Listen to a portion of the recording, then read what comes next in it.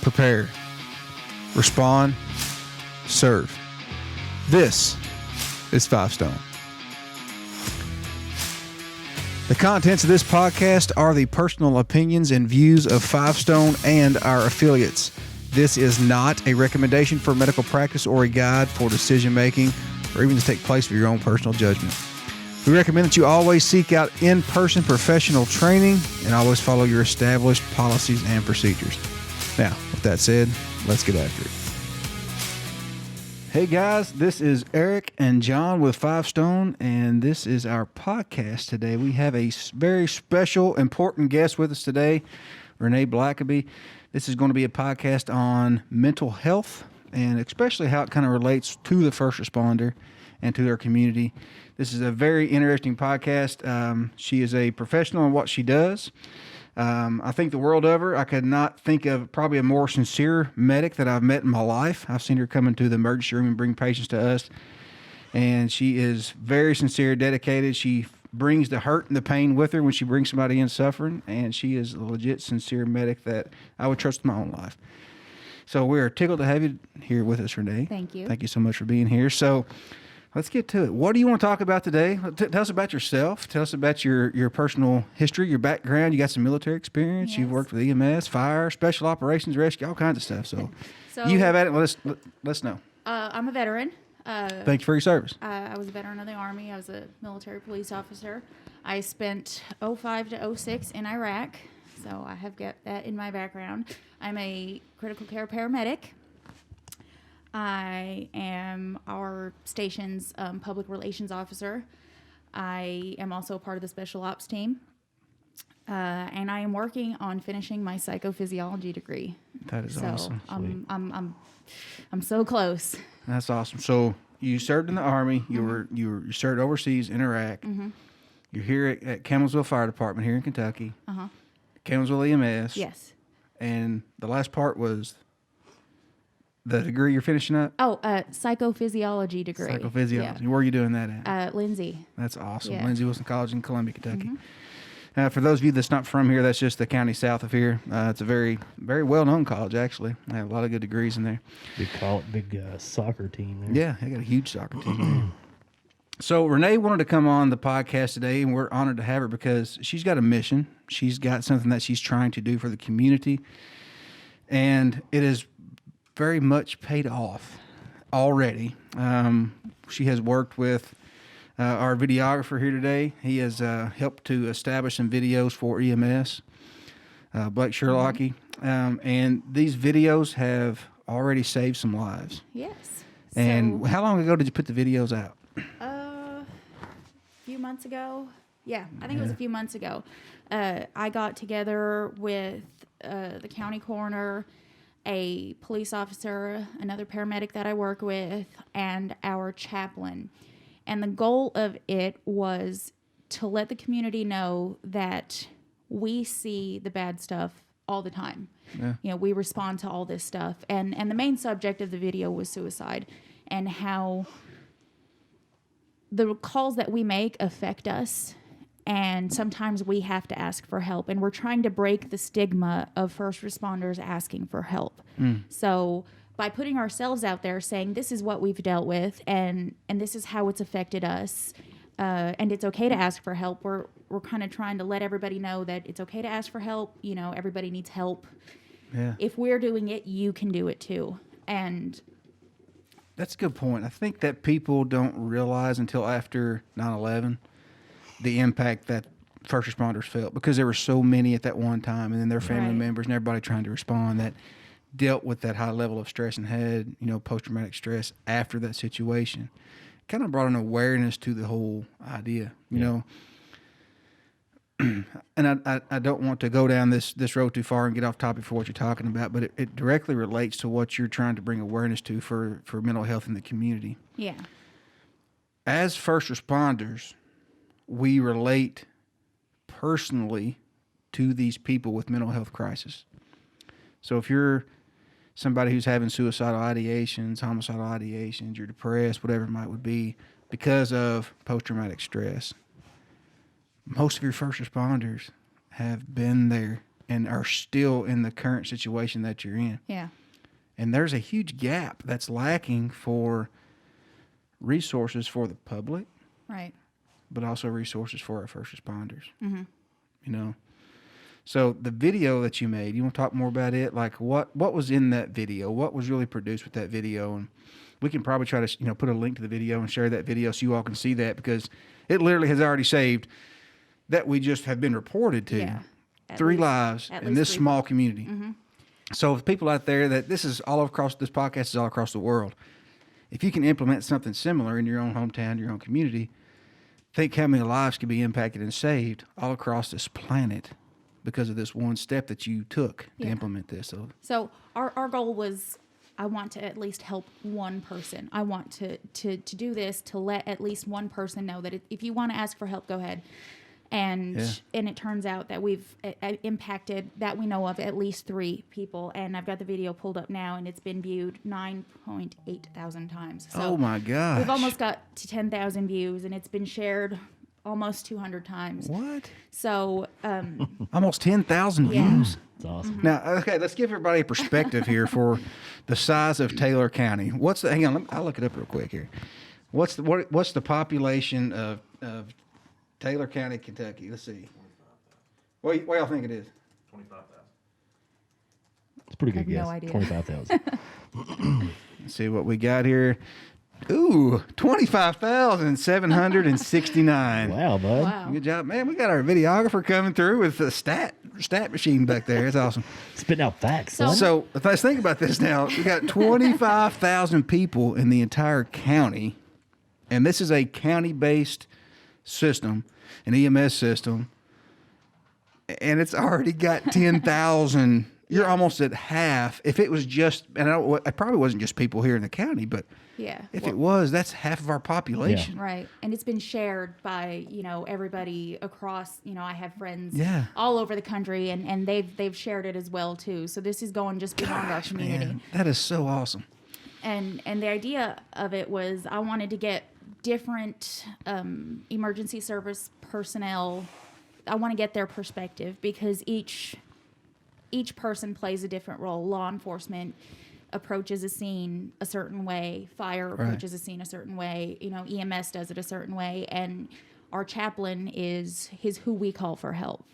So if there's an emergency on scene and we have a family member that is in some immediate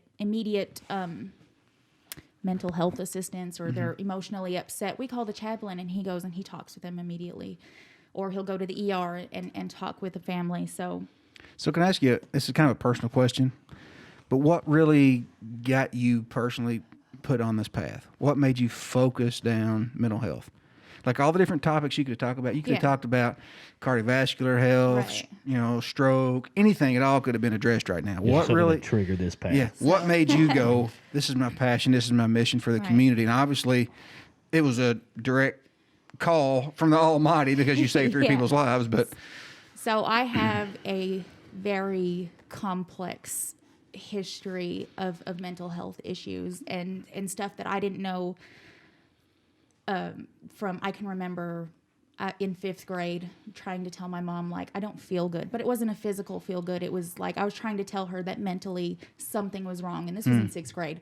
So fast forward to the military, a lot of people have issues when they leave the military. Right. I had issues leaving that and then going into EMS. So I've got a lot of history with it and a lot of personal experience that if I had somebody else there with me to talk with me about it, it would have made it so much easier, because people don't like to talk about it because it makes them uncomfortable. yeah. And we have to talk about the uncomfortable stuff. There's like a perception that if you talk about an issue you're having, that you're automatically inferior. Right. Because these people function on a higher level because they can tolerate it. Right. That's the opposite Right. of the truth. Is there anything, and you don't have to answer this question, don't feel obligated to. We didn't discuss this prior to the podcast, but is there a certain situation in the military that really you feel like you had issues and you went to the military, then after that you had more issues? Is there something there that you think people out there that's listening to this podcast could possibly relate to, that they may think, Man, she knows how I feel. She's been in the same kind of situation. I personally haven't served in the military. Yeah. So I don't have that understanding. And for me, I would kind of like to get an understanding. But if you're not comfortable doing that, then I understand. Yes, So transparent. I'm all about it. All right.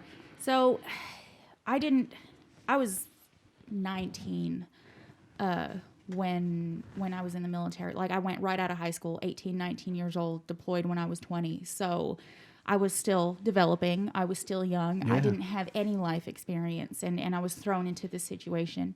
And of course, the military has their resources and stuff, but sometimes it gets blown over, and they just touch the surface because they don't want to talk about it because it's uncomfortable. Right. So what I'm realizing now is we were there for a whole year, and we were there for a year at a heightened state of awareness, like it was my life or theirs. So yeah, like a hypervigilance. Like yeah. a hypervigilance Yeah. for an entire year. There was no relaxing. There was no letting your guard down. It was always be ready. So whenever you rested, it wasn't really rest.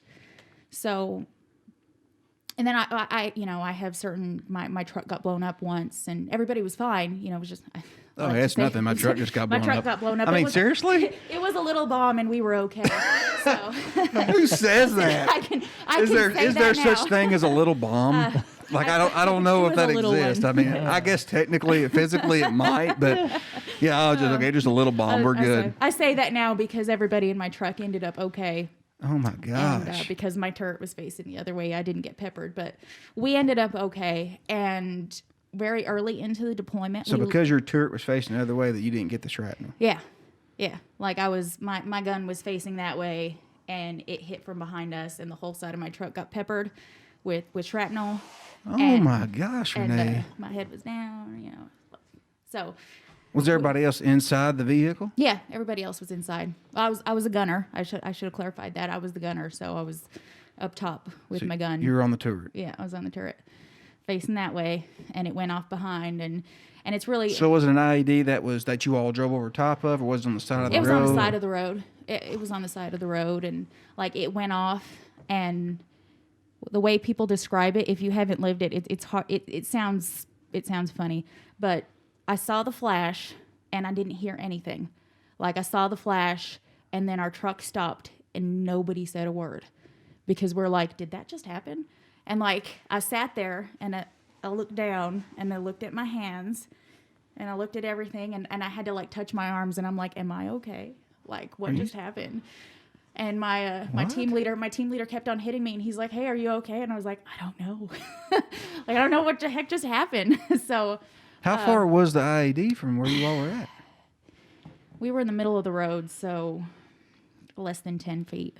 Like, it wasn't a very big one. It was a very hasty dig into the side of the road late at night type of thing. So, ill-prepared. Yeah, it was an ill-prepared kind of small thing. So, So 10 feet away from your vehicle, okay, yeah. This bomb goes off. Yeah. And how many people were in your vehicle? 3. Okay. So you were on the turret, you had a driver, and then our team leader. In the front? Yeah. And then luckily, or I shouldn't say luckily, being blessed by the grace of God, you were facing the other direction. Yeah. So if you were facing the way that was... I probably would have got a little bit of shrapnel. A little bit. A little bit of shrapnel. That's just the way it works, I guess. Still a lot of bit. Oh my gosh. Well, that incident aside, well, thank you for sharing that. I know you're laughing and lighthearted, but to relive that's got to be tough. It's not easy. Yeah, it's been over. That was in 2006, so it's been a few years. My goodness gracious. Okay. So well, thank you. So that so that in itself, yeah. And then early on into the deployment, we lost somebody. We were in an area that we didn't normally patrol in, and he was a gunner as well. He was a bigger guy. It's a lot harder for the bigger guys to be in that seat, They ran over a 200-pound bomb, and they were going at about like 60 miles an hour. So it lifted the truck up, and when the truck fell, it kind of fell sideways, and it rolled. And he had head trauma, and that's inevitably what killed him was the head trauma. Oh, my goodness. And the kicker is he volunteered to go with us. So were you out there at that time? No, I wasn't out there on that particular run. That run? Yeah. Wow. So he was a part of my Your squad. detachment or- Yeah, yeah. he was part of my Did he squad. volunteer to go on that patrol or that deployment? He volunteered to go on that deployment. Wow. He was Oh, my married. goodness gracious. He had children. He and his wife fostered children. Oh. And so, like, he had volunteered from a MP company to come with our MP platoon, which obviously I've still not gotten over because he volunteered to go. Yeah. And, That's heavy. and of all the people for that to happen to, it had to happen to him. But this, this is kind of crazy, but this relates to why people, I think, in my personal opinion, and I know we'll get into this more later in this conversation, but the volunteering to go over there Yeah. and the willingness to not only serve your country and to be the bigger part, it's what a lot of people want. But some of it gets deeper with this psychological issue because I watched this video the other day from a professor. It was a TED Talks video on YouTube from Colorado State University's professor, Dr. Janet Seaborn. And she said it's not post-traumatic stress disorder. She said it is not a disorder. They're changing the terminology. It's a reorder. Right. She said your brain, whenever you're exposed, like you said, every day to a state of hypervigilance, every single day to a state of traumatic events, to dangers and risks and traumas, medical emergencies, whatever it is, seeing these things, even if it's a secondary incident where you're not the one hurt, but you're responding to help people, all those things reorder the chemical pathways in your brain. Yeah. It physically reorders the pathway of which you perceive certain situations. It's something you really don't get over. Yeah. And your brain does that automatically to make you survive. It's a Right. survival instinct. It's not a bad thing. We're in a society today to where we're lucky. We're blessed. Hardly any of us are ever threatened with our life. You know what I'm saying? If we are, it's very rare.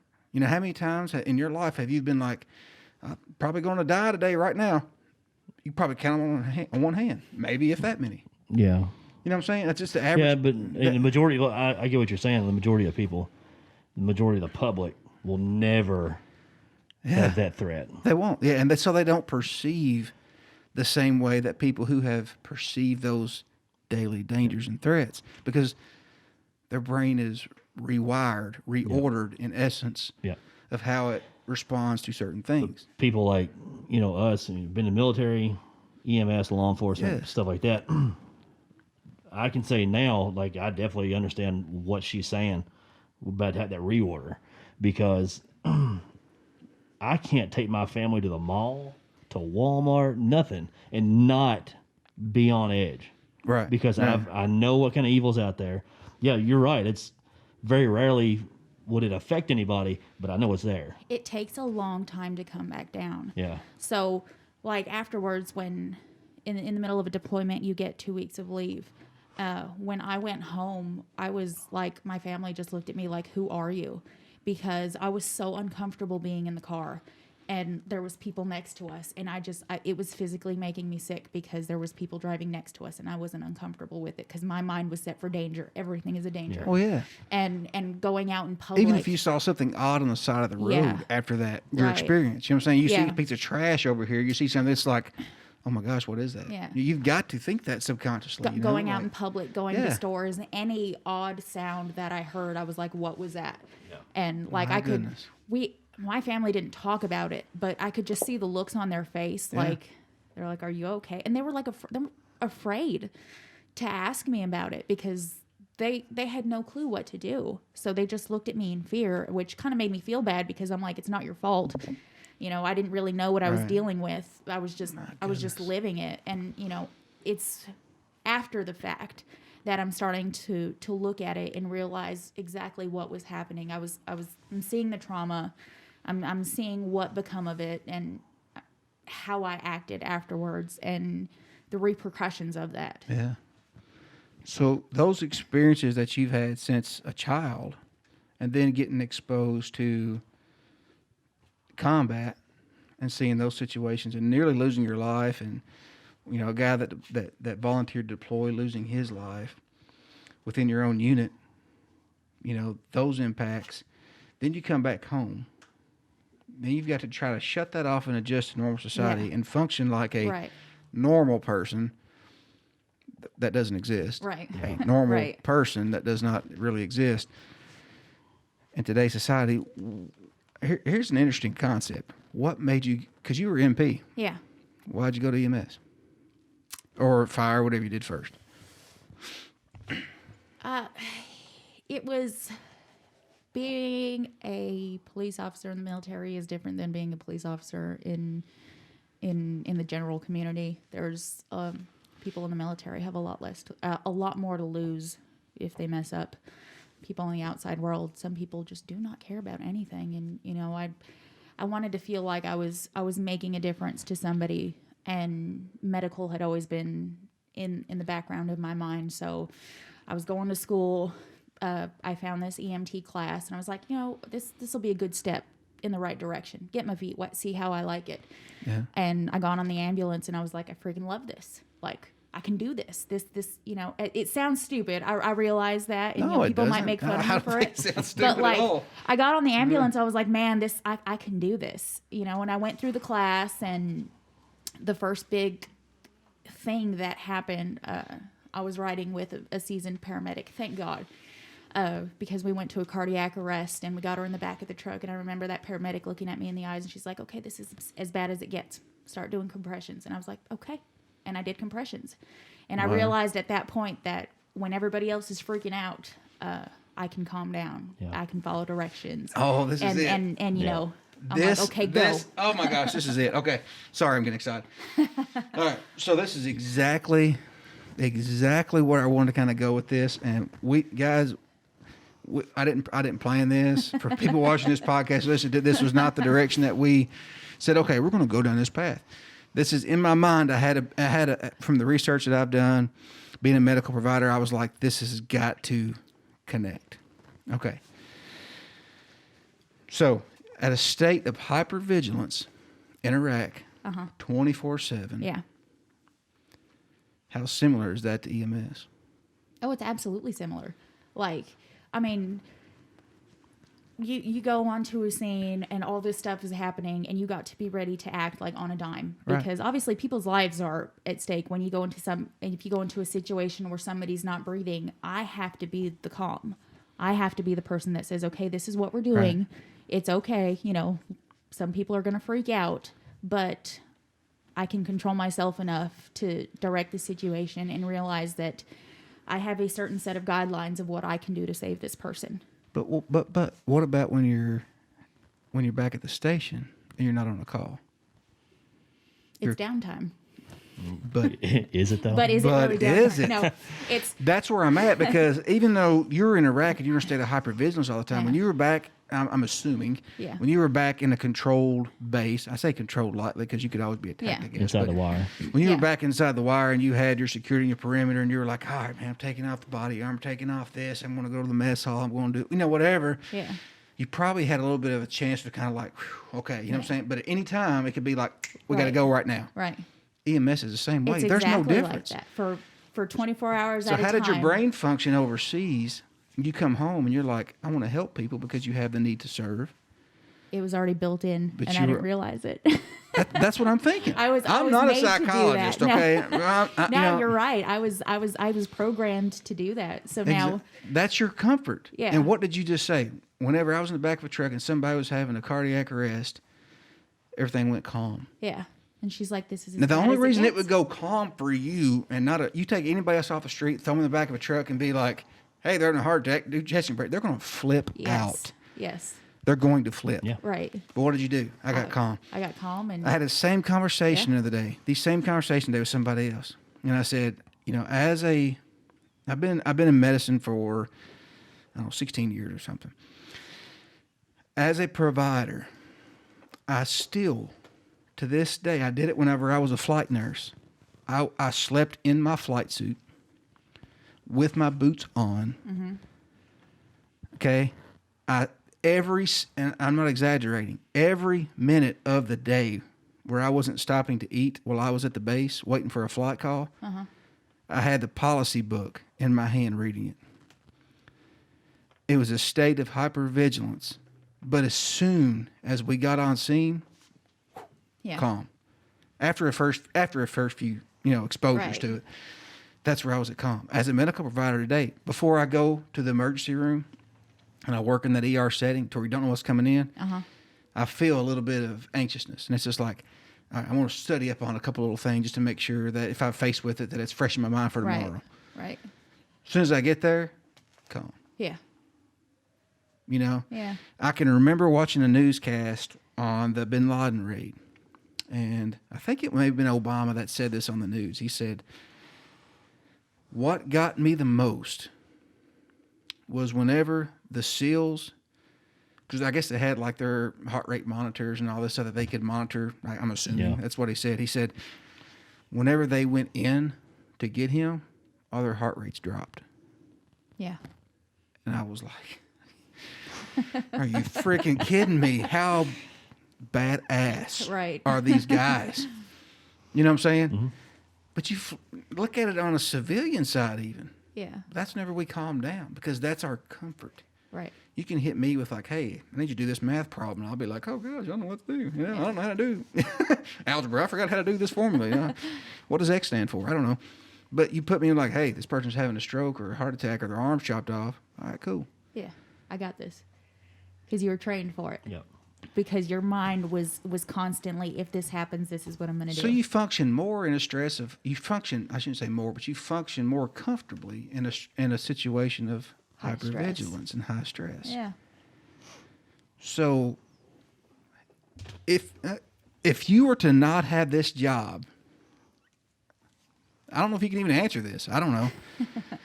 If you were to not have this job, if you were to not be a first responder right now, and you were to be working a job to where there was zero stress, I don't know, put yourself doing a clerical job somewhere to where it was just maybe pushing numbers or doing ordering stock supply, something like that, to where there wasn't a life or death situation in your hands daily. Yeah.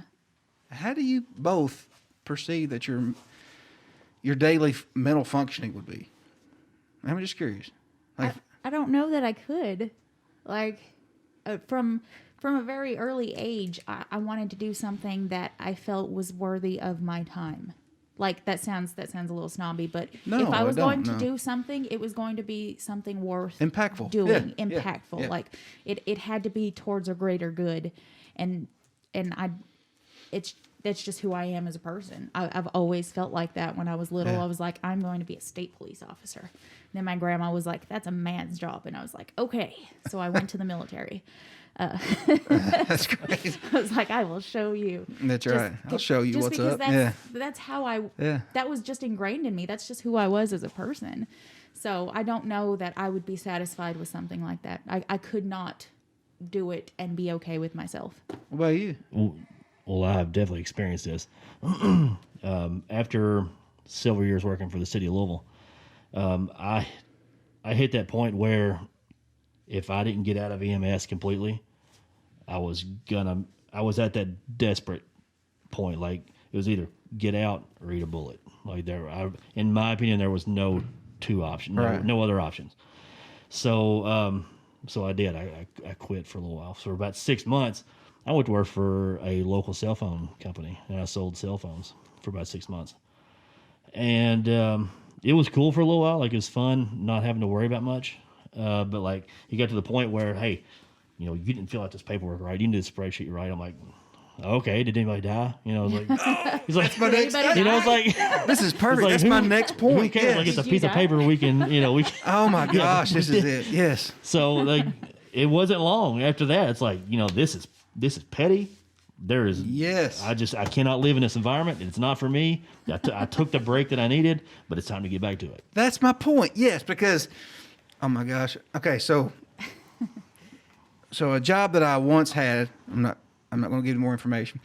The job that I once had was the same way. It's still as medical provider, but it was more detail oriented to how the government wanted certain things filled out. Mm. And very rarely was there ever an emergency. Mm-hmm. And it pulled me down so bad because I'm just like, I'm wasting my time. Right. You know what I'm saying? And I would get more stressed out and carry that with me more of paperwork and a comma or a period or a space or this or that or a certain documentation, a certain way, than I would carry home in my own perception, I guess, a traumatic event. Mm-hmm.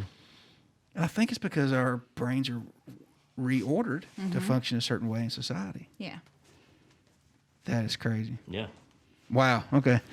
Sorry, I told you all before this. I'm probably going to veer off course, and forgive me for that. But anyway. No, we could bring this back around. So. All right. So let's bring it around. So now you've had those experiences. You've came home. You've worked as a first responder. All right. Yeah. And for how many years have you been doing first response, you think? Since 2014. 14. So we're at 6 years now. Yeah. Plus all your experience overseas and everything before Right. that. And all those experiences led you to create this program. Yes. Okay. So I'll be quiet. So coming, we could come around. Okay, I'm sorry. Now. No, it all connects. We'll bring it back around. Yeah, I so agree. we've done all this in our lives, and we're at a state of hypervigilance for, depending upon how your shift. Mine is 24 hours at a time. So I go to work and I don't know what's going to happen at work. Anything can happen, and I like that. I like not knowing what my day is going to happen, because sometimes I won't do anything, and sometimes it's chaos. Mm-hmm. But at work, you're never really resting. You can lay down and you can relax, but it's not a deep sleep. It's not a deep relax, because at any given time you can get up and somebody's life could be in danger, and you have to be able to function, on a dime. Yep. So like you said, sometimes you fall asleep with your boots on. There's a lot of times I do that. Yeah. I sleep in my uniform because it's easier, it's faster. So we're dealing with this, and we deal with this trauma almost sometimes every shift. It depends on what kind of emergencies you go to. How do we deal with that? What are the things that we are facing now?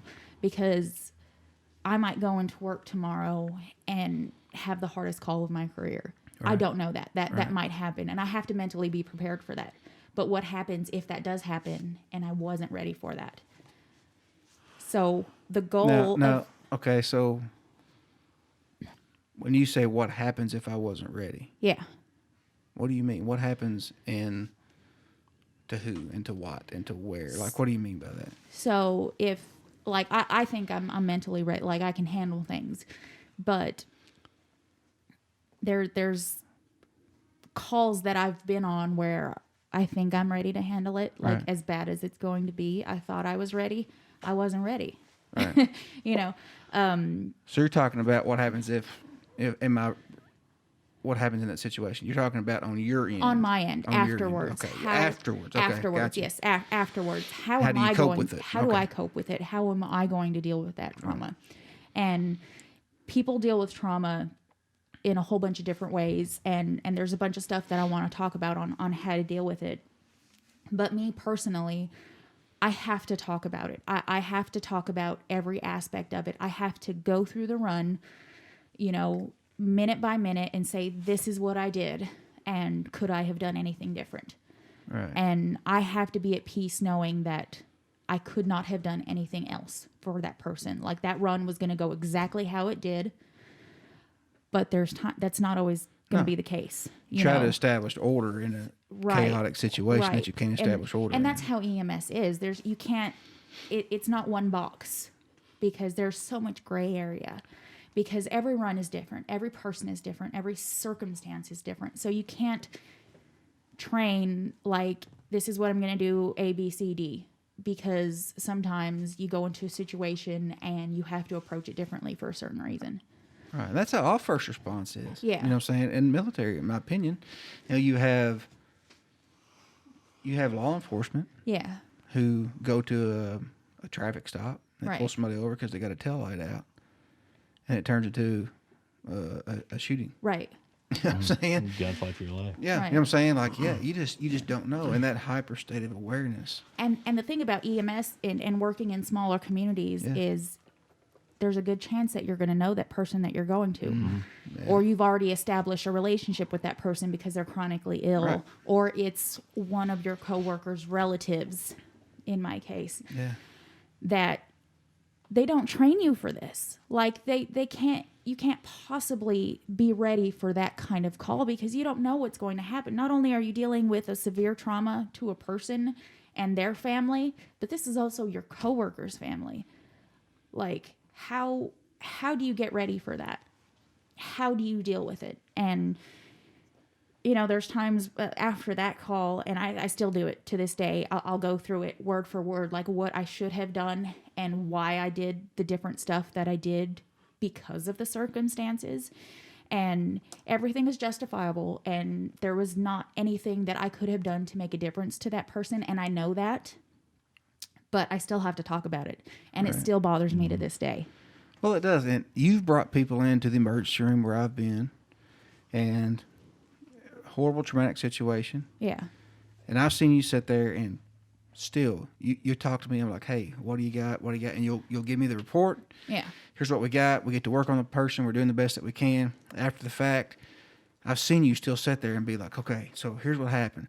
And you're processing and processing and processing and processing. That processing of that timeline, of that event. Yeah. It's so, you know, and I think maybe you have a peace of mind and I have a peace of mind because I've done it with all kinds of people that I've taken care of. Right. Knowing that we did the best that we could. Right. But do you think that's a possibility that it's a way to help cope? Yes, absolutely. That is definitely my coping mechanism because if... I feel like some people can just shut it off and be like, Right. well, it is what it is. And Yeah. they just go on about their way. But right.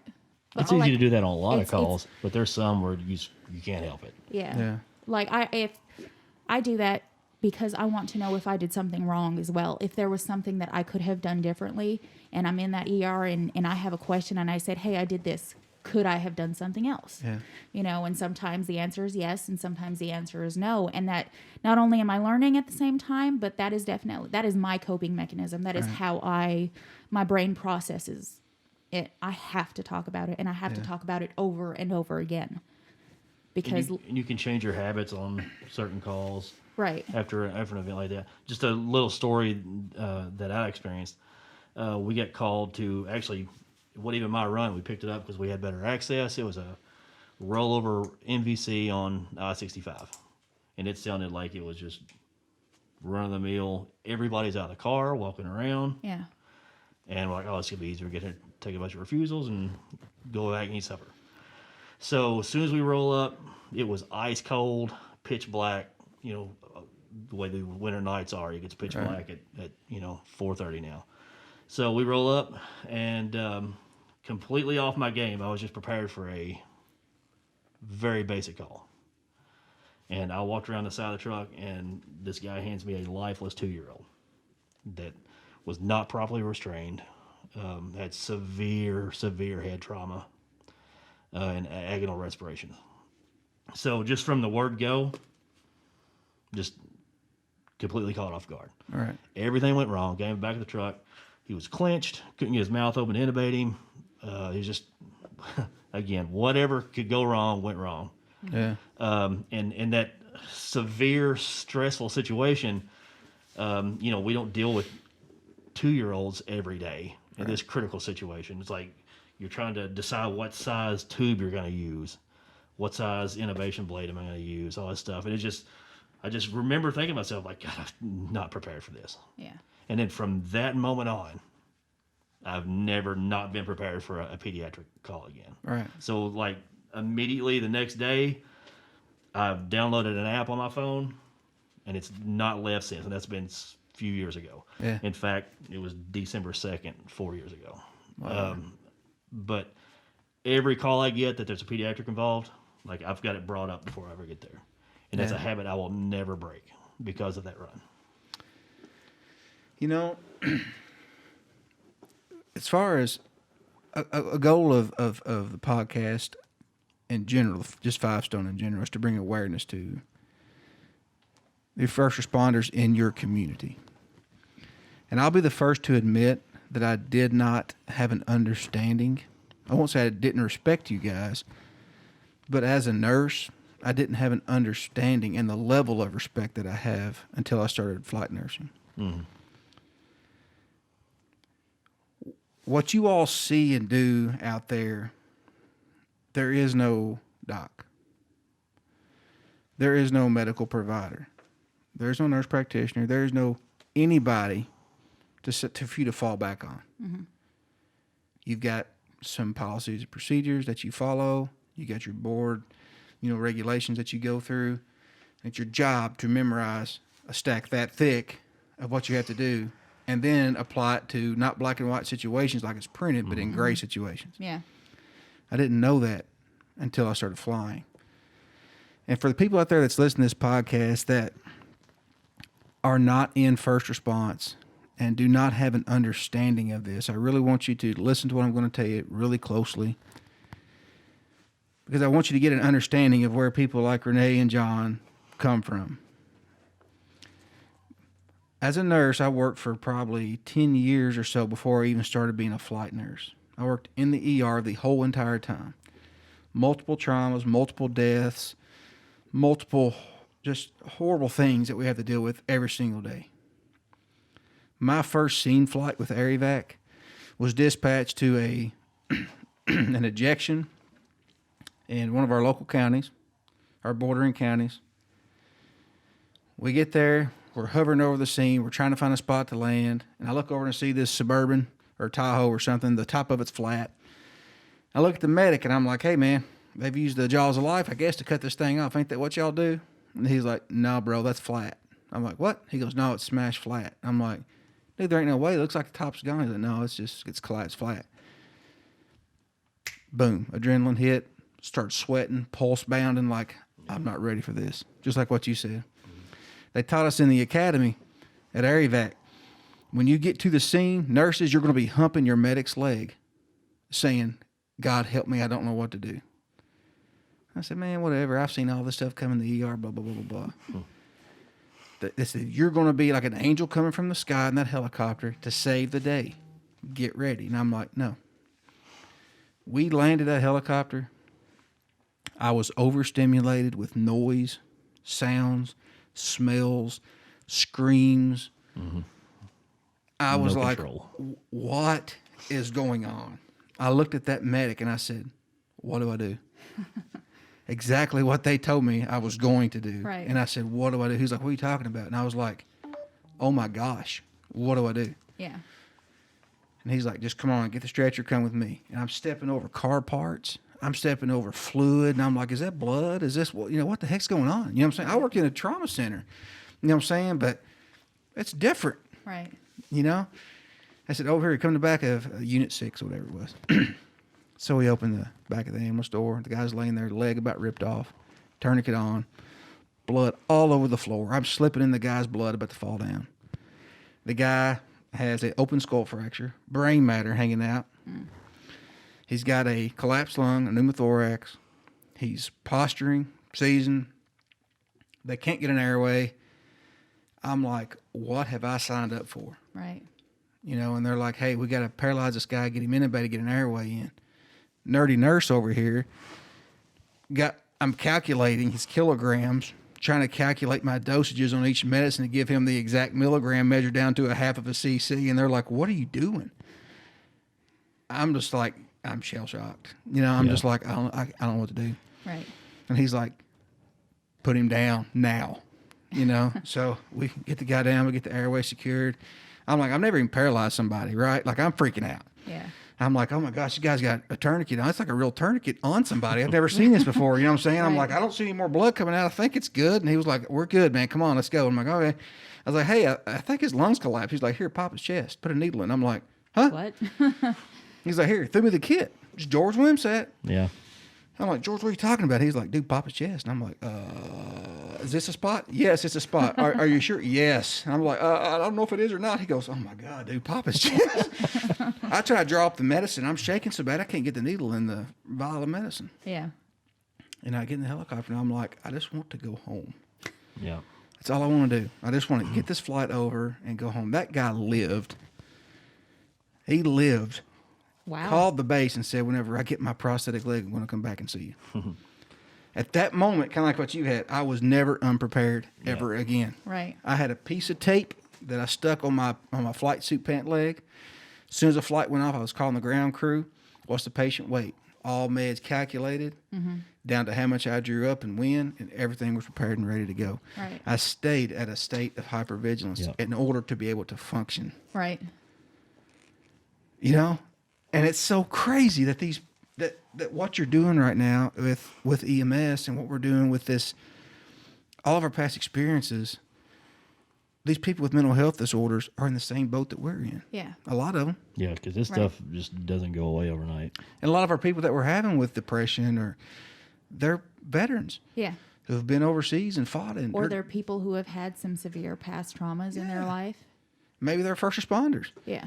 You know, and they've been first responders their whole life, and they're messed up. Right. Because it's been this cliche of you don't need to ask for help. You're the help. Yeah. You are 911. Right. Who do I call if I need help? Who's 911 for 911? Quit being a baby. You know what I'm saying? And like John, you had a good point last podcast. You said, there's this whole culture of suck it up culture. Yeah. You know what I'm saying? And you're right on that end, because whenever you got a job and a mission to accomplish, you've got to suck it up. You have got to do it. Right. My most traumatic event in my life, the medic came up to me and said, suck it up now. Yeah. I was locked. It was a different event than that one. I was locked up. Yeah, you just don't have a choice. Yeah, then you have to. But after the effect, you can't always suck it up. You've got to get help. You know?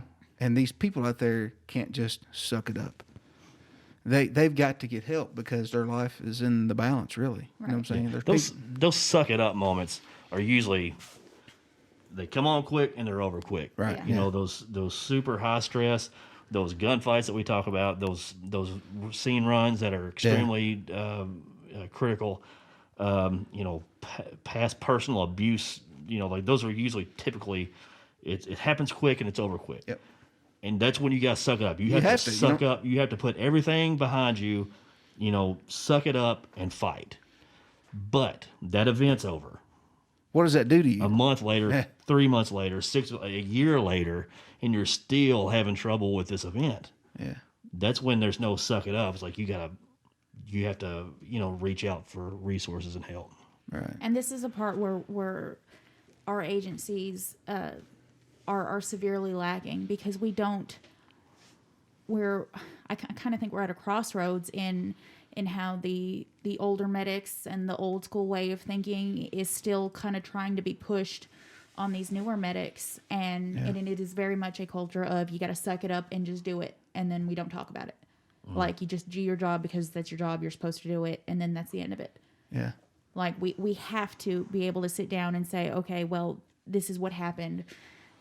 Are you okay? How did you deal with it? How are you feeling? Not everybody is going to sit down and say, hey, like how I deal with things. I'm not everybody's going to be able to sit down and say, okay, let's go through it line by line and see what happens, because not everybody's, that's not the way that they process it. And we have got to be able to teach these new medics that if you can't do that, there are other options. There are so many other options that you can do. You do not have to talk to a coworker. Although I would encourage it, because your coworkers, they've been there. They've done that. They know how it is, and they're going to be more likely to be able to sympathize. I agree. It's hard to talk to somebody who doesn't have empathy to that situation. I've been there before. I've dealt with it. Yeah. It's a lot harder for certain medical professionals to be able to, they can sympathize, but they can't empathize. And we can tell. We can definitely tell when somebody's just, sitting there agreeing with you, saying, yeah, okay, well, I wasn't there, but that sounds like it's, That sounded like it had to be bad. Tell me more about that. Bad. Let's talk about it some more. Yeah, let's talk about some more. I don't want to. Yeah. So, Yeah, really. Yeah, that's kind of always been my problem, is I can't just talk to anybody about it. I went to therapy for some past problems, and that was my first, like, I maybe went to 2 or 3 sessions, and that's all I could think about was, like, this lady is just sitting there getting paid $100 an hour to just nod her head and smile. I was like, oh, that sounds bad. Let's how does that make you feel? Like, I don't want to talk to somebody that's asking me how does that make me feel. Yeah. I have to talk to somebody that's like, bro, I've been there. Yeah. I know it sucks. It's not necessarily like, and I'm not the kind of guy that goes and like, well, could I have done this? Could I have done that? I am the kind of guy that's like, well, there ain't no changing it. Just deal with it. It turned out the way it turned out. But I have to have that connection with somebody in the end that's been in that same boat, that's been in those shoes. Right. No, I agree. They implemented a program at one of the hospitals I worked at too, and it was after a traumatic event or a patient came in, we had a code, we had whatever. Then the charge nurse would come down and be like, "Hey, are you okay? Do you need to talk? Do you need a timeout? Do you need to sit back and kind of chill for a little bit, or whatever?" You know what I'm saying? Maybe it's being a man. Maybe it's not. Maybe everybody felt that way. I don't know. But no matter how bad I was bothered, I was like, "I'm good. We got more stuff to do. I got 5 more patients over here." That's always my response. You know what I'm saying? Like, no, I'm good. I ain't got time. Yeah. Because I really didn't want to think about it. I really didn't want to talk about it. And this lady from Colorado State, she said, it's a silent scream. Mm-hmm. And she said, it's a hidden wound and a silent scream was her exact words. Mm-hmm. And she said, they found through all these studies that between first responder dealings they all said I didn't have enough time to process it, to recalculate before my next one. I didn't have time. That's a huge problem. Yeah. So you go into a room, say this goes for your doctors, your nurses, whoever in the room. You go into a place and you're like, "Hey, I'm sorry to tell you right now, but we did all that we could, but we couldn't save your 2-year-old." Mm-hmm. Mm-hmm. And you go back and I've been in this situation. You clean up the baby. You wrap the baby up in warm blankets so the skin don't feel cold. You remove the IVs, everything you can, and you swaddle them up, and you wait for that parent to come in, and you hand that baby over, that dead baby, in a warm blanket, so they at least have a little bit of closure. And you sit there, and you try to be strong for that family, and be strong for your fellow nurses who are breaking down, because everybody needs somebody. And then you walk out the door, and you're like, "Okay. Hey, so I got you some Lortab for your dental pain today. Yeah. And here's what we got going on today, and I hope this really helps, and we'll go on over here." And you're like somebody screaming, "Hey, bring me a glass of water. This hospital sucks. Right. You don't know what you're doing. Hey, you're having a heart attack. Hey, you're having it doesn't shut off." Mm-hmm. Right. You have to be able to compartmentalize. Yeah. Like after a certain time, you do have to shut it down. Like in that situation, you can't deal with your feelings right then and there because there's something else right here. Yeah. There's something else right here. And in EMS, there's always another call. You always you have to turn around. You go back to the station. You get your truck ready for the next one. Right. You've got to be ready to go constantly. So this compartmentalization, it's not necessarily a bad thing. It'll help you deal with it right then and there so that you can continue to do your job. But it has to be dealt with eventually. Like, you can't just put it in that box, shut it up, and then, like, peace out. I ain't going to deal with it again because those boxes are going to build up, and eventually, you can't carry that weight forever. And I hope that people, honestly, if people out there listen to this podcast right now and they deal with depression, they deal with anxiety, they deal with maybe schizophrenia. Right. Maybe they deal with suicidal or homicidal thoughts or plans or whatever it is, that maybe they realize, like, they're just like me. Mm-hmm. They're a former veteran, they're a former whatever, a former cop, and they've had all this experience, and they're just like, man, these first responders are just like me. We are first responders. Let's get this. I think this needs to be portrayed. First responders are not a tool at the public's disposal. Mm-hmm. I think so many times, first responders and medical professionals are viewed as I don't want to say disposable tool, but a tool at your disposal. Anytime you get a problem, just call us, we'll come to your rescue, and they get paid. That's what they're there for. Yeah. Well, there was an article just released about that, really? Where the COVID vaccine that in New York State, are basically considering EMS and fire to not be, like, they are not going to be the first ones to receive vaccine.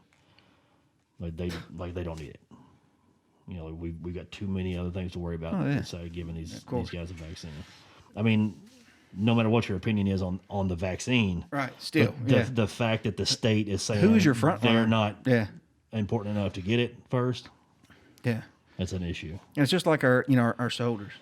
I can't stand it when somebody disrespects somebody who has willingly offered to sacrifice their life so you can be okay. Yeah, no matter what your opinion is on foreign affairs or why we're at war with somebody. This country is it's built of all these spoiled, rotten people who want self-gratification and wants everybody to give them what they want and when they want it. They don't understand the point of sacrifice and what people do for them. Right. If you're listening to this and you've got an issue with depression, anxiety, whatever it might be, you people that you're calling for help, we understand. Yeah. We feel it. We've done it. Very few of us probably don't have these deep-seated issues. Right. Especially if you've been doing it for any kind of time at all. If you're on the ground, if you're working, in EMS or fire or law enforcement or whatever,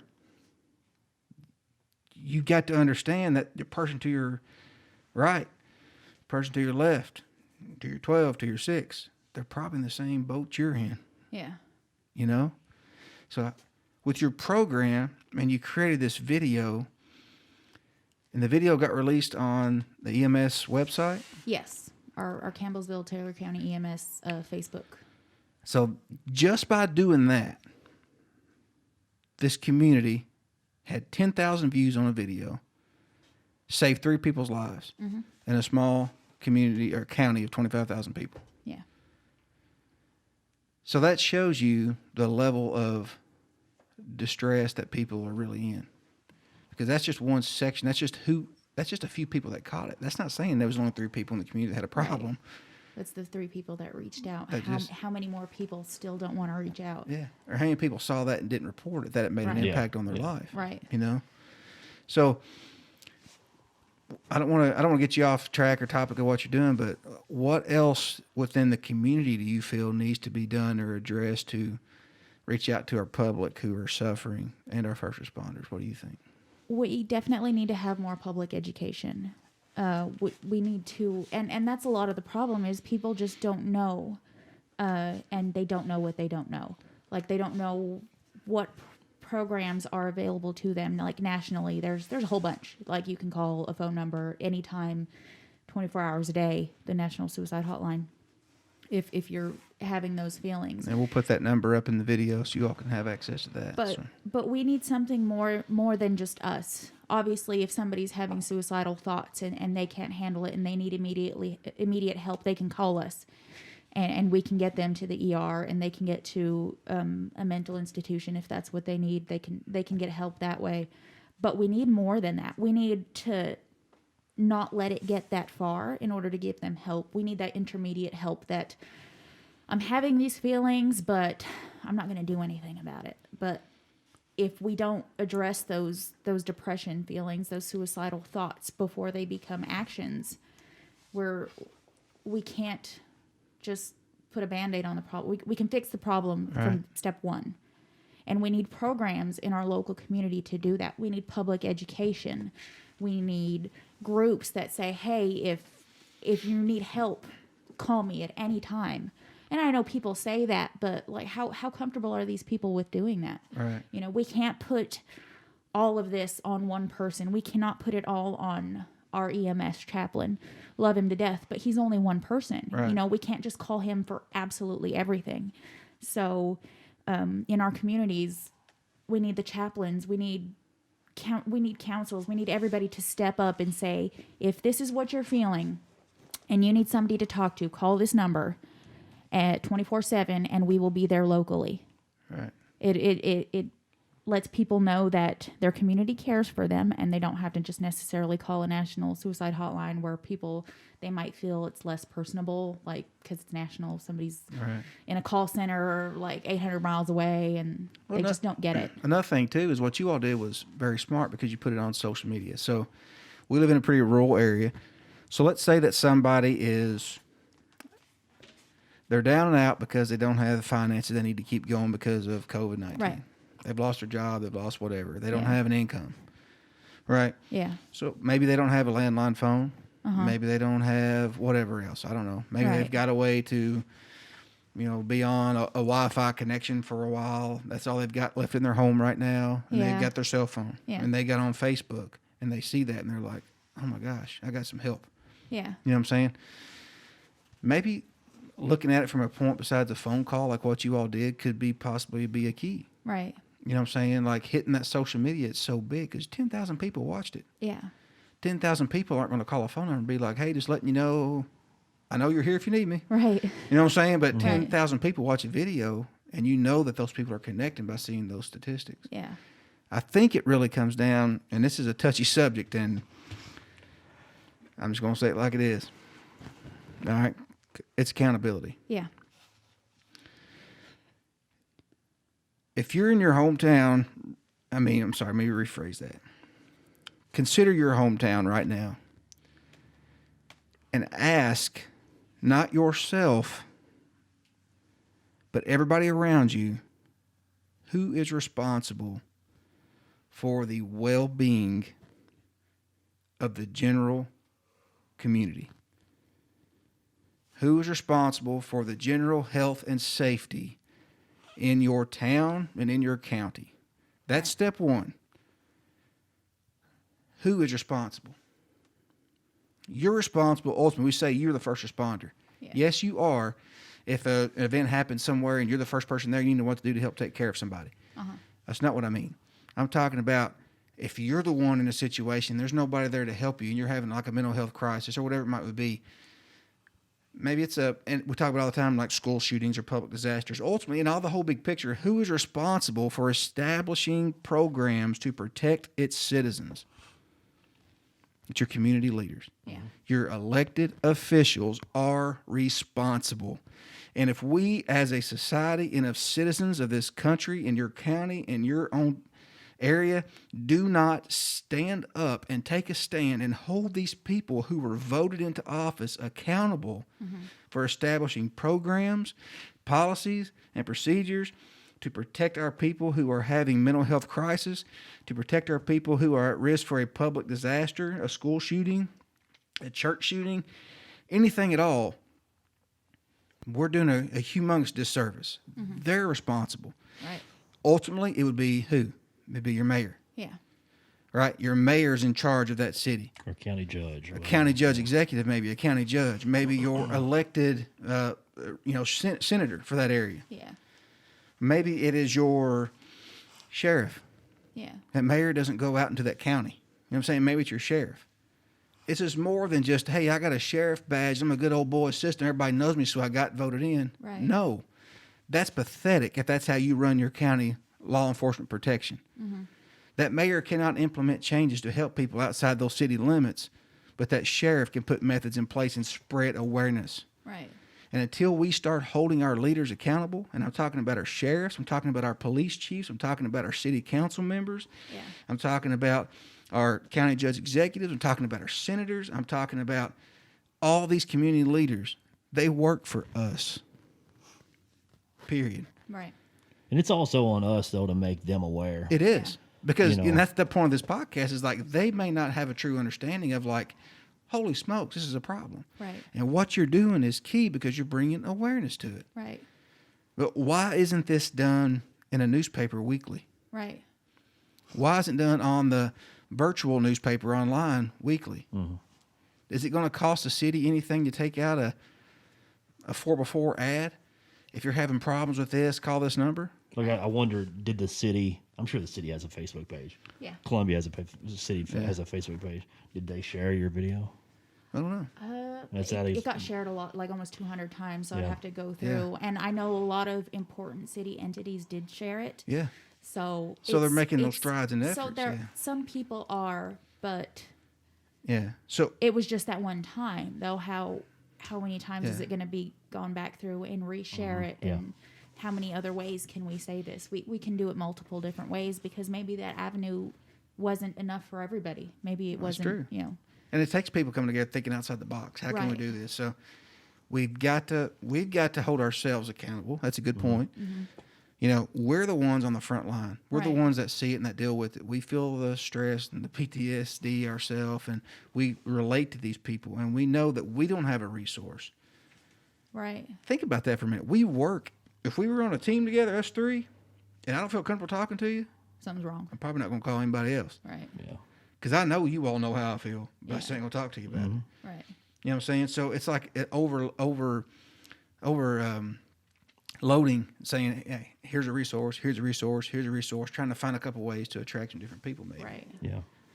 I don't know. And we got to be prepared to talk about it. Yeah.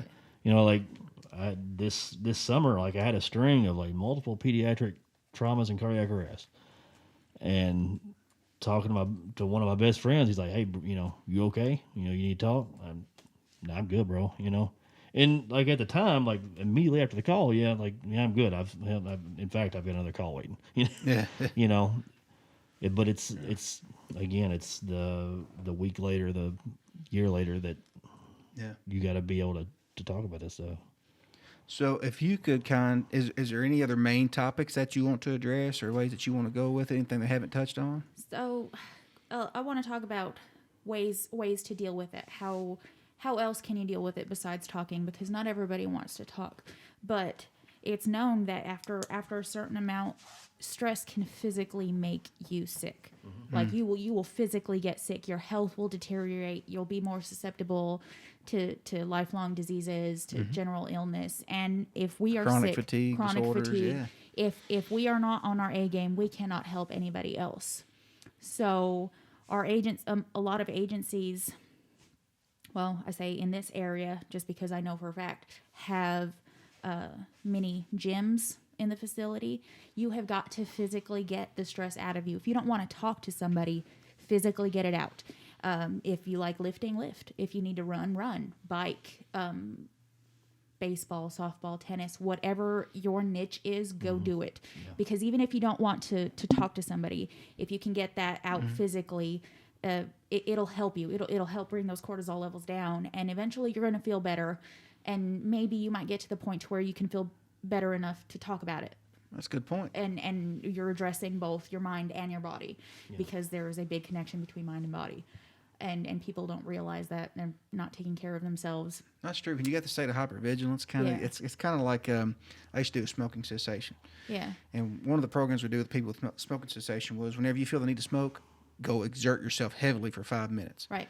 So I worked at this factory, and I was like, I want you to hike up down this hill by this parking lot and come back down. Tell me if you still got a craving to smoke. Right. They come in, and I was like, that's crazy. I don't want to smoke. Right. I'm like, so you've overcome that because you're stimulating those same receptors in the brain, right? And you're still giving it that high. Yeah. So physical exertion is a key. You know what I'm saying? You're keeping that that awareness and that alertness going, and you're improving your health anyways. Right, you know what I'm saying? Like you're ultimately doing better for yourself on multiple levels. Because you're stressed, you don't sleep well, you get insomnia, you get chronic fatigue syndrome. But if you exercise, you exert yourself, you use that energy, you'll sleep better. Right. You know what I'm saying? And you'll be more mentally prepared to deal with everything else that's coming. And at one point in time, I had Nerf guns at the EMS station, and I called it our conflict resolution. Oh, man, we used to do that at ETL. I'm thinking about bringing it back. Really? I swear to God, conflict resolution, Nerf guns. You load them up and just have at awesome. It. Like we had Nerf fights every shift. Yeah, really. And you got to be physical. It's a way to have fun. It's a way to connect with your employees and let loose and just drop your guard, because this line of work isn't like a normal 9-to-5 job. You're there for so many hours a day, dealing with life and death situations, and you and your partner are dealing with these things together, and you have to know that you guys can let loose and relax. And maybe if you guys are having a Nerf gun fight, and then afterwards they're relaxed, they can pull you aside and say, "Hey, something's been bothering me," and maybe I feel more comfortable, talking to you about it now that, we let loose. So I realize that we can have that line of communication open. I would shoot both of you with a Nerf gun right now. Yeah, absolutely. I would shoot you first. And Nerf, if you're hearing this, we will take your sponsorship. We just need 3 guns. That's all we need. And lots of ammo. Yeah. But something that she just said, and I just experienced this. My grandma just died of COVID a couple weeks ago. And my father-in-law has been in the COVID unit. He come home on oxygen, still not doing, he's doing well, a lot better than he was, but not as normal. One of my aunts is still in the COVID unit. And so this stuff is weighing pretty heavily on me, still to this day. And we had a pretty busy shift a couple shifts ago, and we dropped a cardiac arrest off at the ER, and my boss made the run with me. And he's like, "Hey, come here, let's talk." And he's like, "You're not doing well." I'm like, "Well, now that you mention it, not really." Yeah. And, we had a long talk about it. And to be honest with you, it's probably the first time I've ever had any type of management reach out concerned. Wow. You do get those texts from time to time from coworkers. You know, like I made a infant cardiac arrest one of my last shifts when I was working for PRP. and a dude from another agency that I worked for, still worked for Metro EMS. You know, he texted me, he's like, "Hey, those are tough calls. If you need anything, I'm here to talk." But management reaching out, you know, that was a first for me. Wow, man. The people that you work with are gonna recognize when something's not right. But see, it was that easy. Yeah. Yeah. He could have just been like, "Nah, man, we're gonna man up, suck it up." Like what we And to talked be honest about, with you, I probably wouldn't have talked about it to anybody if he hadn't have brought it up. He's like, "Hey, if you need time to take off," he's like, "I'll donate vacation time, whatever. I'll donate whatever I have to donate to you to just take off and, you know, and process all that's this." Awesome. That's a leader right there. I've never been offered that in my life. Yeah. And then to be honest with you, it probably would have never crossed my mind. A lot of times when you're under stress or you're dealing with some heavy situations, you can't think of a solution yourself. Sometimes it has to be offered to you. You know, I mean, we're talking about if you have trouble, reach out. If you have trouble, reach out, because we can't know when everybody's having trouble. But it's the fact of how can we reach out to other people, and that's exactly what you did. Mm-hmm.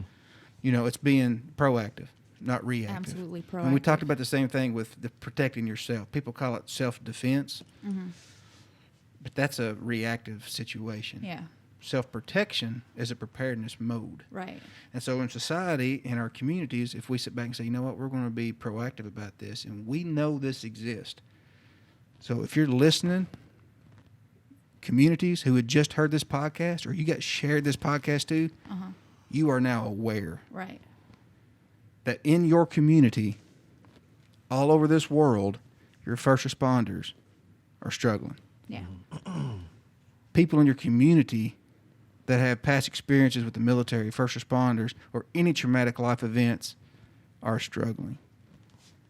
You're accountable. Right. We need people to come to us like what John had come to him, and that helped him. Right. You know, we don't know what would have happened if you had this problem and he didn't come to you and you had that one conversation of an outlet. What if it took you somewhere deeper that you didn't want to go? Yeah. It's that easy to miss.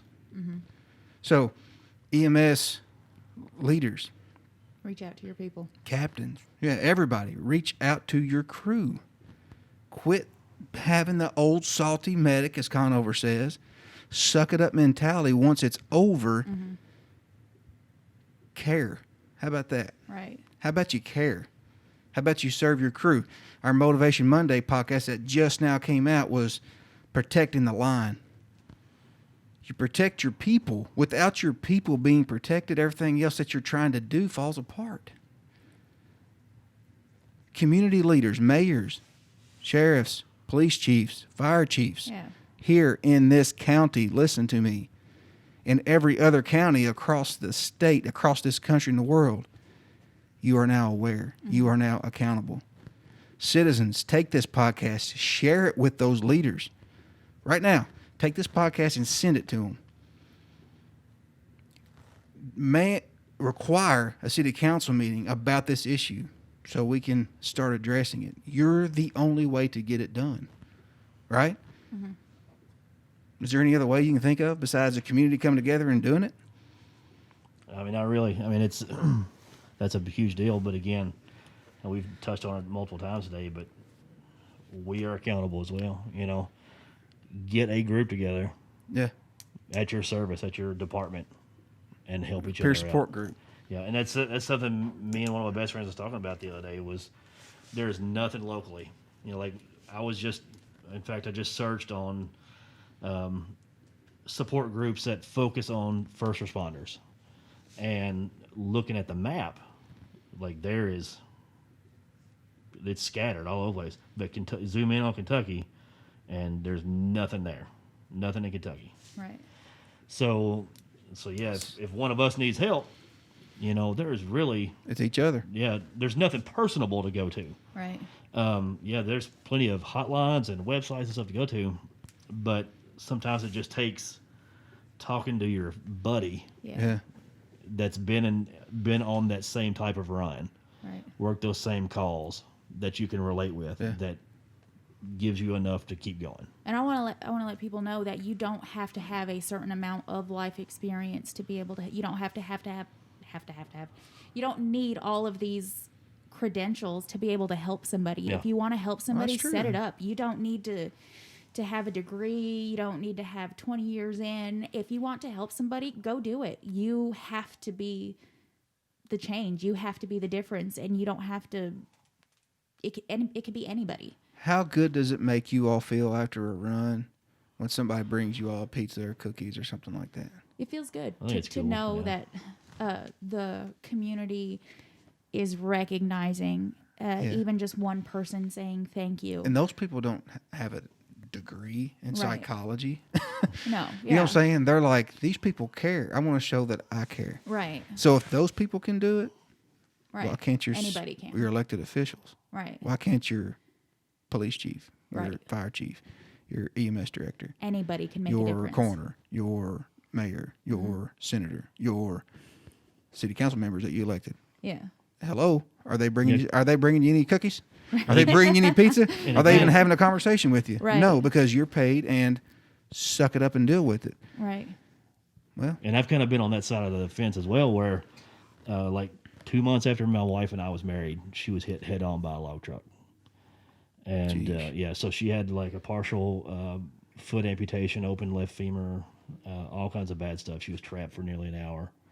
But I made it a point that there was a medic that I'd worked with at Metro that took care of her. Like, there's news footage from a helicopter, and you can tops cut off my wife's car. You can see her head in the car while they're cutting her out, and my buddy Don's head popping up and out of the floorboard, up and down, taking care of her. And so I made it a point that once she was recovered, we're gonna meet the guy that took care of her yeah, and thank him. So that's what we did. yeah. And you could tell, I get emotional Oh yeah, thinking about it now, but it was, yeah. Because that's care. yeah. That's caring about the. rarely have closure on our end. No, we don't. Rarely. Yeah. Unless we were a cardiac arrest and they call them in the ER. Right. If they pronounce that person as soon as we drop them off.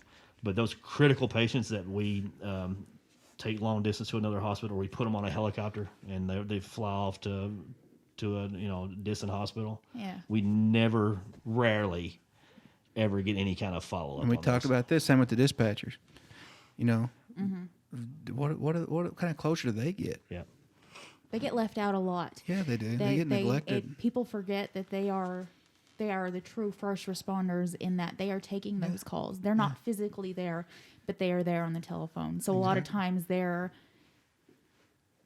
the only person that's sitting there listening to that person cry because their spouse of 30 years has just went into cardiac arrest and they're not breathing, and they have to talk them through CPR.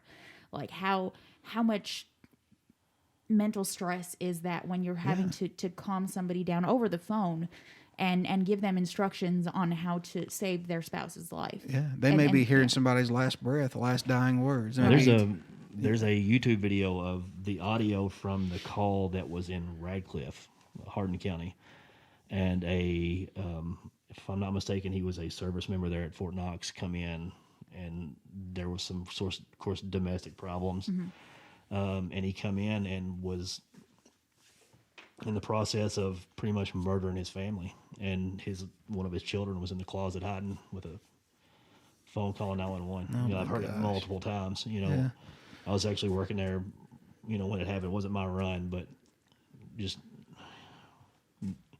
that's heavy on taking that call. That is heavy. We need to make it an effort to increase awareness on that, Right. to let they're considered first Yeah. responders. And Yeah. we have a tendency to not consider them because they're not in a vehicle or in the emergency room. That doesn't Right. matter. Right. We need They're to there. look over there. Yeah. Right? Yeah. Okay. What else you got, Renee? So the physical exertion to getting that stress out. Yeah. So there's ways that our spouses, significant others, they're not going to understand. So if they're not in it, they're not going to get it, and you're going to go home and you're not going to want to talk about it. How do we help them help us? So sometimes it could be easy as just telling them to ask you, what can I do to help you right now? What do you need? And you have to be willing to talk to them. Maybe you guys can go to a support group together. Maybe you guys could just go do a physical activity together. Maybe you guys need to get out and do something that has nothing to do with the job or anything. Right. So we have to educate our significant others and our families as well, and tell them that, hey, if I come to you and I start talking about this, just listen. Like, sometimes that's all it is. Like, it might make them uncomfortable. And if they're uncomfortable with it, then they can say, hey, I know you need this. I'm not comfortable with it. Let's find somebody that you can talk to. Because we have to recognize that their feelings are valid, that it's okay. If they're uncomfortable with it, obviously don't push that on them. Maybe you guys can go together and say, hey, I can't help you with this, but let's go find somewhere that you can. And you look for those resources together. Don't alienate yourself. Don't leave your spouse out of it. And don't put all that stress on your spouse, because that is a really easy thing to do, especially in the military. They teach not putting all that, when you come home, don't put all that stress that you just experience on your spouse and your family, because there's a high divorce rate in the military and emergency services. Like, our families are suffering because we're suffering, and that's not their fault. No. So our community leaders need to understand that if we help our first responders, you're inadvertently helping their families, because you're taking that stress off of the families by helping the person who's got the trauma. That is such a key point. So it's everything is connected. It's not just one person. You are helping this person, and inadvertently you're helping them, and you're helping their children, and you're teaching their children that, hey, Dad had a problem. Dad said, I need help. Dad went and got help, and Dad's better. Yeah. If I'm having those feelings, I can go ask for help, and I'm not going to get judged for it, and I'm going to get better. It's teaching the next generation. You've got to show everybody that it is okay. And sometimes actions are louder than words. Right. So you have to do it. It's kind of like the 5 whys. You know, when you talk about like lean manufacturing and all that, you know, they got the 5 whys. And pretty much what you do, you start off and like, here's a problem. Why is that a problem? Yeah. For example, okay, my family's falling apart. Right. Why'd your family fall apart? Well, because I bring home my stuff from my job. Right. And that's high stress. My brain functions differently. They don't understand how I function. I come home and they're fussing about a coffee cup that I left on the cabinet instead of putting in the dishwasher. Right. And that's nothing compared to the child that I just handed over to their mother dead. Right. I don't give a crap about this coffee cup right now. Right. They don't get it. Okay. And so, okay, well, so your marriage falling apart because you got this stress. Why do you have this stress? Because I'm constantly exposed to this stress every day on my job. Yeah. Okay. Why can't you cope with it? You just keep why. Until you find, and then you'll find the source of the problem. Right. You know? And these people on the streets, I just want them to know that we care. Yeah. Because we know. We empathize. There's a difference in sympathy and empathy. Right. We empathize because we've been there. Right. You know, maybe we are there. Right. You know? And we go into these houses and we see these living conditions, and people don't realize that takes a toll on you mentally. Like, you go into these houses that are absolutely filthy, and they've got garbage up the walls, and you know, it's mentally taxing, because you have to realize that, oh my, there's people that live like this. Yeah. This is their daily. And then you see the children in these situations, and you're like, oh, what is going to happen to this child? Yeah. Like, what can we do to make this better? Why is that person in that situation to begin with? Are they depressed? Has anybody helped them? And it comes back down to, just like you said, the whys. You keep on whying until you get to the source. Yeah. What can I do about it? Yeah. And a lot of times it's mental health. It's lack of education. It's lack of resources. We can educate people. Yeah. We have the power of social media to do that. I mean, social media can be good and bad. We need to use it to our advantage. Making these videos, making these podcasts, and sharing them to as many people as we can, letting them know that, hey, if you're in this situation, somebody else has been there too. Somebody else has seen it, and we can help you. And here's how we can help you. That's awesome. That's exactly what you've done, exactly what you're doing, and you've already saved lives. Probably more than the 3. I probably feel safe to say there's been people reached by so, that. Yeah. Definitely more than 3, but Yeah. one of them was worth it. Yeah. You know what I'm saying? Yeah. That was our goal, at least one. And I would like So. to take it even farther and maybe put a group together. Yeah. Yeah. You know, it gives someone a place to go. Yeah. Or somebody to talk to. Right. Yeah. And that's where we get with our community leaders and be like, hey, we're coming to you to see what we can come up with. Yeah. You know, as a group and a plan. Because, you know, I say ultimately they're responsible, but if they're not aware, like what you said, Exactly. if we haven't made them aware, then they can't be held responsible for something that you don't know. Right. You know, but now they know. Right. And that's what we're trying to do, is to bring awareness so we can help these people. Right. So what about your podcast that's coming out? What are you working on now? How can we So- help you with that? My podcast is called Lift Assist. That's And it's- awesome. I like it. It's- I love that, it's man. by first Explain the word responders. for the non-EMS So, or fire personnel. For the non-EMS people who don't know, when EMS goes out to some place and we need help with getting a person out, we call for a lift assist. And that might be another medic unit. And in our situation, we call the fire department because we need extra help making sure that we get this person safely out. And we need help. It's support. So lift assist, we are there. We are helping our fellow emergency responders from all aspects, not just necessarily EMS and That is fire. amazing. So name. I'm hoping to have this out after the first of the year. That is amazing. Well, hopefully this will help. Absolutely. So for our listeners that's tuning into this, keep your head up, keep your eye out, and get to looking for Lift and Assist. when you see it, share it. That's Yeah. right. When you see this, share it. Please Yeah. share it because you never know who's going to need help. Right. It could definitely impact people's lives. And that's what we say, you know, at Five Stone is our creed: prepare, respond, and serve. If you prepare yourself, your family, your loved ones, your tight-knit unit, your group, your team, your work community, your work group that you're with, your church, your school, whatever, it lets you to respond to a situation when it arises like that Right. because you've established methods of handling that situation. Right. In this case would be mental health. Once we are prepared and we have methods in place, we can respond to that need when somebody calls, I've got a problem, or we identify it like your boss did. You've got a problem. Right. You know what I'm saying? He served you. Yeah. By him serving you and caring enough to give himself for you, that in turn served the community. Yeah. Because now you're more prepared and you have a better understanding of what to do to your partner next time. To not be afraid to speak out and be like, hey, bro, you ain't right. Yeah. Something's off, you know, man. What's going on? My boss did it for me. I'm gonna do it for you.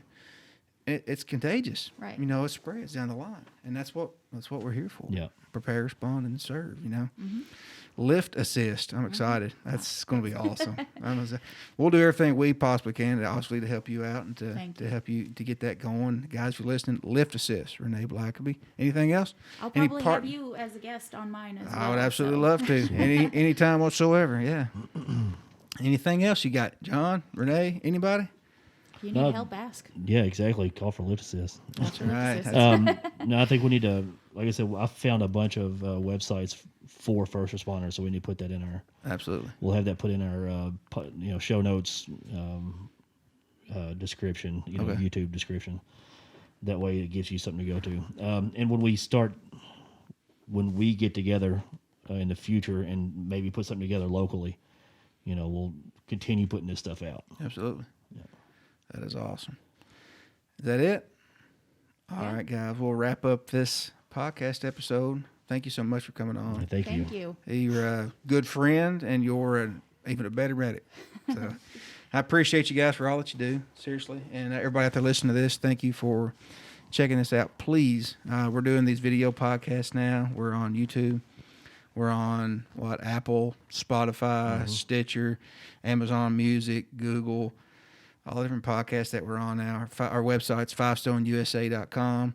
We're more than happy to put you on the website, do whatever we can do to help spread your podcast on there, to help people change lives and increase the well-being of everybody. That's what we're here for. So that is it for us. We'll sign out on that. Thank you, and check us out on the next podcast. All right, good deal.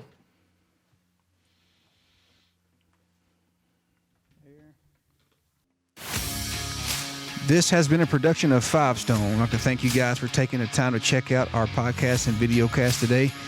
You can check us out online at 5stoneusa.com. That's the number 5, 5stoneusa.com. We are also on all the social media platforms. Our podcasts are now live. Videocasts are on YouTube, and our audio podcasts are on Apple, Spotify, Stitcher, Amazon Music, all the major podcast platforms. Thank you, guys. Again, we cannot thank you much for all your support and all that you do for us. Remember, prepare, respond, and serve, because someday you might be that first responder.